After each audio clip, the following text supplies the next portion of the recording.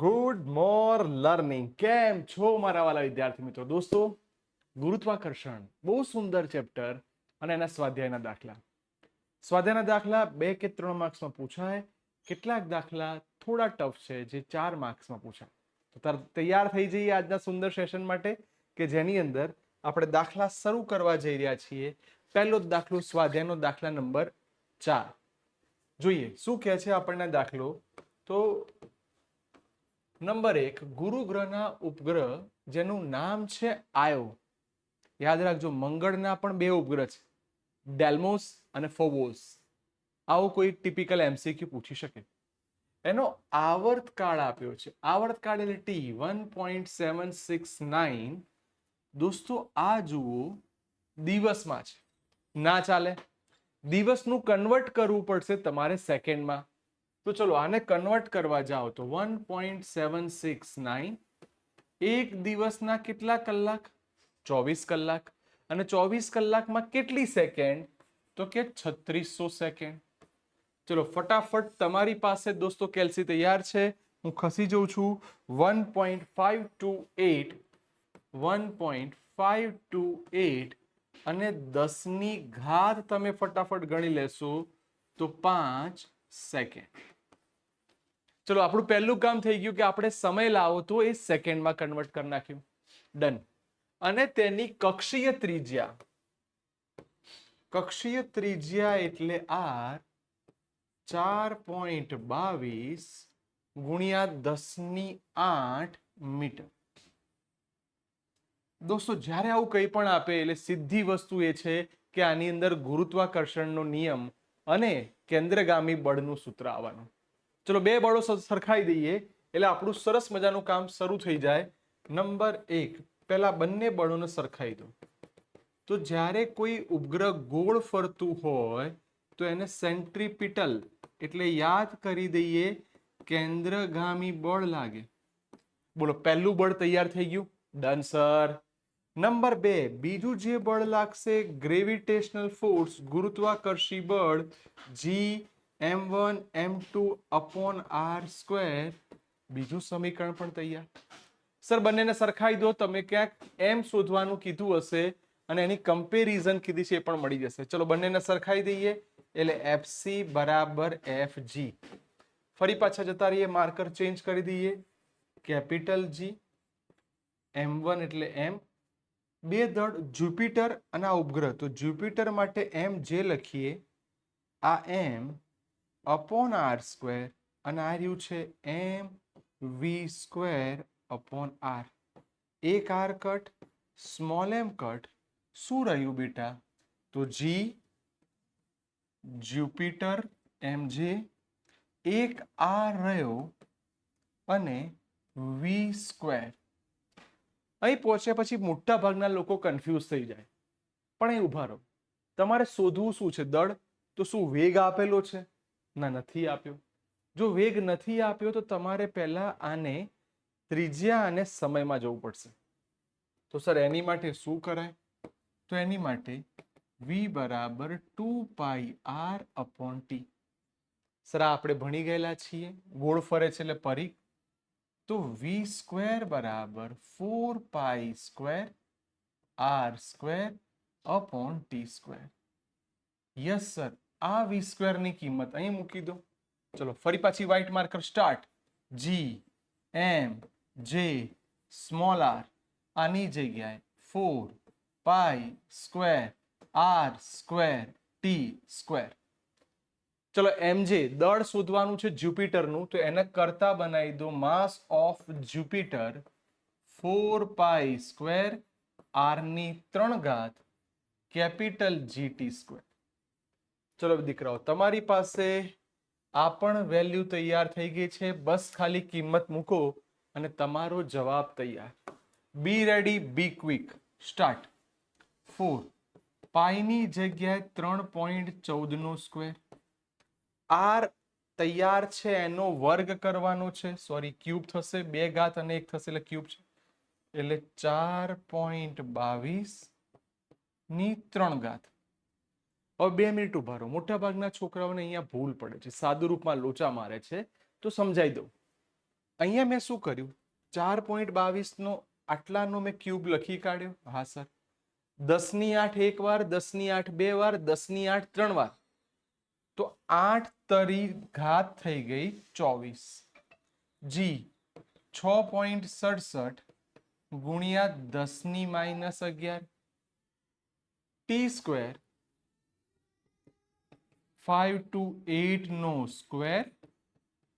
10 ની ઘાત જુઓ 5 છે તો 10 ની 5 એક વાર, 10 ની 5 બે વાર, એટલે 5 ને 2 10. Done sir. ચલો હવે તમે બધા રેડી છો. ઘાત બી તમને આવડી જવી જોઈએ અને બધાનો ગુણાકાર પણ આવડી જવો જોઈએ. ચલો ફટાફટ જલ્દી સાદુરૂપ, જલ્દી ફાસ્ટ ફાસ્ટ ફાસ્ટ ફાસ્ટ તમે સાદુરૂપ આપી દો. 1.9 ગુણ્યા 10 ની 27 આવવું જોઈએ. 1.9 ગુણ્યા 10 ની 27 કિલોગ્રામ. સર દાખલો પતી ગયો કે વાત? પણ અહીં વાત શું કરી તમે જુઓ, દર્શાવો કે ગુરુ ગ્રહનું દળ એ સૂર્યના દળ કરતા 1000માં ભાગનું છે. આ બતાવવાનું છે ને એટલે થોડી વેરાયટી બદલાઈ ગઈ. તો હવે મને કહો, માસ ઓફ જ્યુપિટર અને mass of sun. Sir Jupiter તમે લઈને આવ્યા છો અને એપ્રોક્સિમેટલી 2 ગુણ્યા 10 ની 27 કહી દો. હા સર, આને એપ્રોક્સિમેટલી 2 ગુણ્યા 10 ની 27 કિલોગ્રામ. અને માસ ઓફ સન ફિક્સ જ છે. સૂર્યનું દળ પહેલા જ લેક્ચરમાં કીધેલું કે 3 વેલ્યુ યાદ રાખી દેવાની. સૂર્યનું દળ 2 ગુણ્યા 10 ની 30 કિલોગ્રામ. સર ડન છે. હવે બસ તમારે દાવ દર્શાવવાનું છે એટલે કામ કરો, ગુણોત્તર લેવો પડશે. માસ ઓફ સન ભાગ્યા mass of Jupiter. Mass of sun 2 ગુણ્યા 10 ની 30, 2 ગુણ્યા 10 ની 27. બોલો 2 2 ઉડી ગયા. હા સર. તો માસ ઓફ જ્યુપિટર એ આમ લઈ જાઓ, ગુણ્યા 1000 is equal to mass of sun. Done sir. સામે લઈ ગયા, આ 3 ઘાત થઈ. તમારે સાબિત કરવું છે કે mass of Jupiter is equal to mass of sun divide by 1000.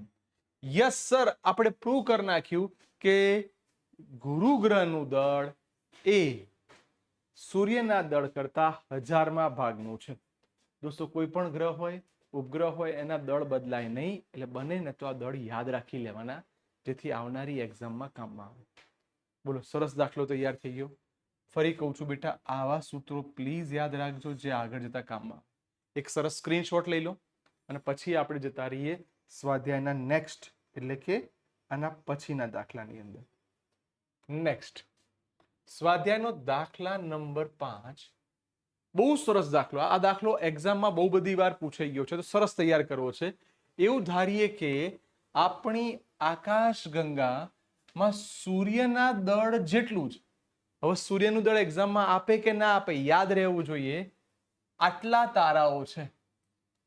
તો હું થોડું મારી રીતે ગણતરી કરું કે ભાઈ એક તારાનું દળ સૂર્યના દળ જેટલું, એટલે 2 ગુણ્યા 10 ની 30 કિલોગ્રામ. તો આવા કેટલા તારાઓ કીધા? 2.5 ગુણ્યા 10 ની 11 તારાઓનું દળ કેટલું? સર ટોટલ માસ એટલે બંનેનો ગુણાકાર 2.5 ગુણ્યા 10 ની 11, અહીંયા 2 ગુણ્યા 10 ની 30. ચલો રેડી થઈ જઈએ. ગુણાકાર કરીએ એટલે 5, અહીંયા આવશે 41. તો એમ બરાબર 5 ગુણ્યા 10 ની 41 કિલોગ્રામ. બોલો ટોટલ માસ આકાશ ગંગામાં રહેલા બધા તારાઓના દળ સાથે કરી વાળી. હવે બહુ સરસ વાક્ય. આકાશ ગંગાના કેન્દ્રમાંથી આટલા લાઇટ યર દૂર રહેલો એક તારો એ એક પરિભ્રમણ પૂર્ણ કરવા માટે કેટલો સમય લેશે? બહુ સુંદર વાત કરી તમે જુઓ. તો સૌથી પહેલા તમારે ડિસ્ટન્સમાં જવું પડશે. ડિસ્ટન્સમાં જવા માટે 1 LY એટલે આટલા, તો આટલા લાઇટ યર એટલે કેટલા? તો હું ડાયરેક્ટ હવે તમને આવડી ગયું છે એટલે ગણી શકું છું. R બરાબર 50,000 લાઇટ યર. 50,000 એટલે 5 ગુણ્યા 10⁴ લખી કાઢ્યું. Done sir. ચલો મને કહેશો 1 લાઇટ યર ની વેલ્યુ કેટલી હતી?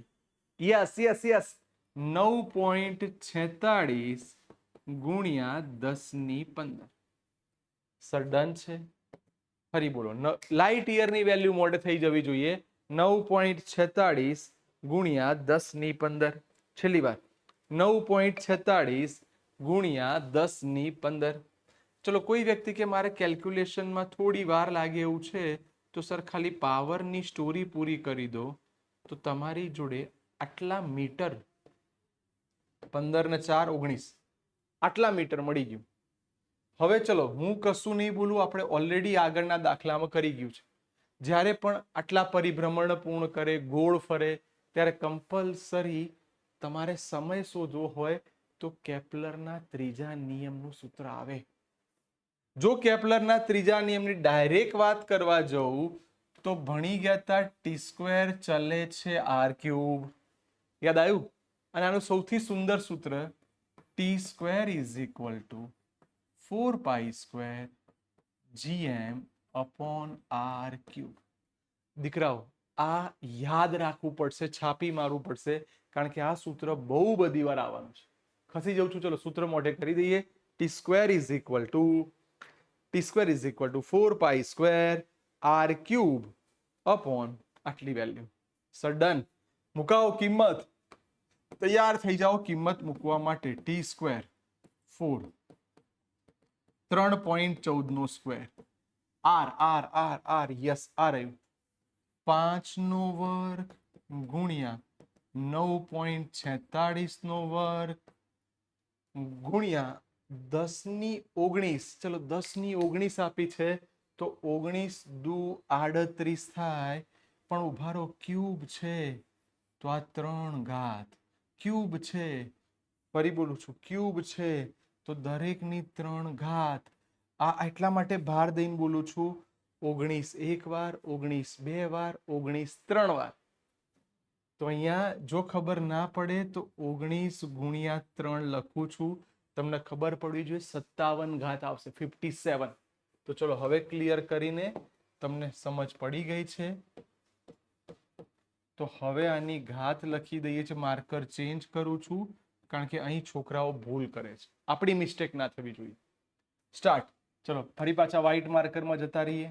જી ની વેલ્યુ આવડે 6.67 ગુણ્યા 10⁻11. સર માસ કેટલું છે? માસ તમે લઈને આયા છો 5 ગુણ્યા 10⁻41. Sir done. ચલો તૈયાર થઈ જાઓ. બધી જ કિંમતો તમારી જોડે છે. સાદુરૂપ શાંતિથી આપો. ચલો ફટાફટ. T² તમે કેટલું લાવો છો? 1251 4.3 ગુણ્યા 10⁻28 આવું આવે છે. શાંતિથી ગણો, આપણે કોઈ ઉતાવળ નથી, પ્લસ માઇનસમાં ભૂલ ના કરતા. 1251 4.3 ગુણ્યા 10⁻28 આટલું તમારે આવવું જોઈએ. T² બરાબર. જલ્દી બેટા ફટાફટ. Yes sir. ચલો હવે આનું વર્ગમૂળ કાઢો તો આનું થઈ જશે 14. આનું વર્ગમૂળ કાઢતો જલ્દી. વર્ગમૂળ કાઢશો એટલે 3 એકા આવશે, 111.86. આટલા સેકન્ડ. અગેન દાખલો પતી ગયો કહેવાય, પણ ઉભા રહો. અહીંયા તમને એક્ઝામમાં કહેશે કેટલા વર્ષ થયા છે ને, મહેનત કરાવે છે ને લોકો. જો વર્ષ શબ્દ આવે છે તો ફરી પાછી થોડી વધારે મહેનત થશે. આ તમારો જે કઈ જવાબ આવ્યો છે 3 એકા 0.86 ગુણ્યા 10⁻14 ભાગ્યા, સાંભળજો બહુ ધ્યાનથી સાંભળજો, ક્યાં ભૂલ તમે કરશો. આ તમારે જવું છે વર્ષમાં. ચલો મને એમ કહી દો સેકન્ડમાં કીધું હોત તો જવાબ આવી ગયો. વર્ષમાં દિવસ કેટલા કે સર 365, કલાક કેટલા કે 24, અને સમય 60 ગુણ્યા 60 એટલે તમારી 3600 સેકન્ડ. ચલો હવે તમને આવડી જવું જોઈએ, અને ઘાત ખસેડીને કહી દો તો 3.54 પોઈન્ટ ઘાત ખસેડજો તો જ જવાબ આવશે ગુણ્યા 10⁸ વર્ષ. યસ માય ડિયર સ્ટુડન્ટ્સ, બોલો તૈયાર? હવે તમને થાય જગ્યા કેમ આપી? કારણ કે અહીંયા હું એવી ઈચ્છા રાખું કે મારે હવે તમને ટ્રાય કરવા માટે આપવું છે. ચલો ટ્રાય કરવો છે, ડેટા ચેન્જ કરી દઈએ. આ જ દાખલો શું બદલાઈ શકે? એક નંબર ઓફ સ્ટાર્સ 3 ગુણ્યા 10^11 બદલી કાઢ્યું અને ડિસ્ટન્સ આપી દે 45,000 લાઇટ યર. ચલો હવે શોધીને બતાવો. ખસી જઉં છું. 2 દાખલા આપણે બહુ જ સરસ ગણ્યા છે અને આ તમારે સ્વાધ્યાયનો ચોથો અને સ્વાધ્યાયનો પાંચમો ટ્રાય કરવાનો છે આની માટે અને જવાબ લઈને મને કહો કેટલો આવે છે. ડન છે? ચલો નેક્સ્ટ દાખલા નંબર યસ. આ દાખલો એક્ઝામમાં બહુ બધી વાર પૂછાઈ ગયો છે. મોસ્ટ આઈએમપી દાખલો, દાખલા નંબર સ્વાધ્યાયનો 12મો. બહુ જ આઈએમપી છો બેટા. આ બને એટલી વાર ખાસ તૈયાર કરજો. પૃથ્વી પરથી એક રોકેટ સૂર્ય તરફ જાય છે, એટલે અહીંયા વિચારો આ આપણી અર્થ અને માની લઈએ કે આ આપણું સૂર્ય. આવું રિયલમાં થાય નહીં, કારણ કે સૂર્ય તરફ જઈએ તો હળગી જ જવાય, પણ તો બી આપણે એક પ્રયત્ન કરીએ છીએ કે દાખલાને સમજવા માટે. એક રોકેટને મોકલવું છે. ચલો એક રોકેટ દોરી કાઢીએ. આમ તો પ્લેન જેવું રોકેટ બનાવું છું એટલે તમને ખબર પડે. કલર દેખાય છે, માછલી જેવું દેખાય, સારું કહેવાય રોકેટ દેખાડે. ચલો રોકેટ બતાવવા માટે થોડું કલર કોમ્બિનેશન સેટ કરીએ. હવે મારા ખ્યાલથી આ વિમાનને રોકેટ દેખાઈ ગયું ભાઈ, દેખાઈ ગયું. ચલો હવે સૌથી પહેલા તો આ લોકો કહે કે ના કે મને દરેકના દળ આવડવા જોઈએ. માસ ઓફ સન 2 ગુણ્યા 10^30 કિલોગ્રામ. ચલો માસ ઓફ અર્થ 6 ગુણ્યા 10^24 કિલોગ્રામ. બેટા આ બધી વેલ્યુ એક્ઝામમાં આપે કે ના આપે યાદ રહેવી જોઈએ. અને બંને વચ્ચેનું અંતર, જેને એક એવું કહેવાય, એક એસ્ટ્રોનોમિકલ યુનિટ, જેને આપણે કરી દઈશું અત્યારે આર વડે રિપ્રેઝન્ટ. 1.5 ગુણ્યા 10^11 મીટર. બેટા ફરી બોલું છું, મોસ્ટ આઈએમપી દાખલો છે. Be careful. જોઈએ રકમમાં શું કીધું છે કે છોડવામાં આવે ત્યારે પૃથ્વીના કેન્દ્રથી કેટલા અંતરે. બેટા આવો સેમ કન્સેપ્ટ 12મા ધોરણમાં આવશે. કેટલા અંતરે ગુરુત્વ બળ શૂન્ય થાય. ચલો કોણ શૂન્ય થાય છે? તો કે બળ શૂન્ય ક્યારે થાય? આની ઉપર ધારી લો કે આનું દળ એમ છે, તો આ શૂન્ય ક્યારે થાય? કે જ્યારે આની ઉપર 1 અને 2, આ પહેલું ફોર્સ જેને હું F1 કહું, આ બીજું ફોર્સ જેને હું F2 કહું, આ આની ઉપર બળ લગાડશે અને બંને બળ સરખા થશે. તો એક અર્થ દ્વારા લાગતું બળ અને એક સન દ્વારા લાગતું બળ. સર આ અંતરને જો હું x લખી દઉં તો આ અંતરને r - x લખાય. Yes sir. ભૂલી જાઓ ગુરુત્વાકર્ષી બળનું સૂત્ર ગુરુત્વાકર્ષણના સંદર્ભમાં તો F = G m1 m2 upon r². તો F = G mass of earth, m અંતર છે x, તો x નો સ્ક્વેર. ચલો માર્કર ચેન્જ. સન ની વાત કરી દઈએ તો G mass of sun m r - x no square. Sir મજા પડી ગઈ. G cut, m cut. એટલે અહીંયા તમે જે રોકેટ છે જેનું બી દળ એક્ઝામમાં ના આપે તો પણ ચાલે. Sir done.